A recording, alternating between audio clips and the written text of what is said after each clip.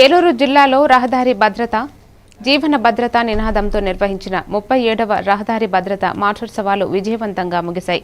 జిల్లా SP Pratap Shiva Kishore IPS ఆదేశాల మేరకు జనవరి 1 నుండి 31 వరకు వాహనదారులకు అవగాహన కార్యక్రమాలు నిర్వహించారు. ఆటో, బస్సు, ద్విచక్ర వాహనాల డ్రైవర్లకు ప్రత్యేక సమావేశాలు, హెల్మెట్, సీట్ బెల్ట్ వినియోగం, మద్యం సేవించి వాహనం నడపడం వంటి అంశాలపై అవగాహన కల్పించారు.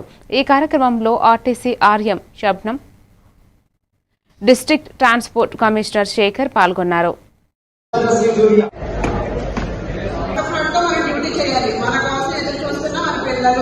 మన కుటుంబ సభ్యులు ఉన్నారు అన్న ఒక్క థాట్తో అందరం కలిసి ఈ సొసైటీలో ఖచ్చితంగా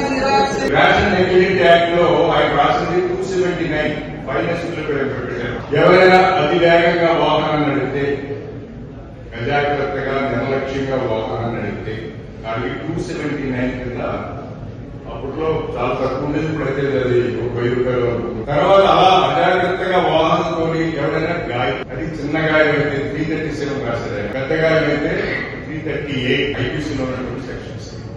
అంటే ఆల్మోస్ట్ మర్డర్ కేసు ఆ సెక్షన్ ఏమన్నాడు 4.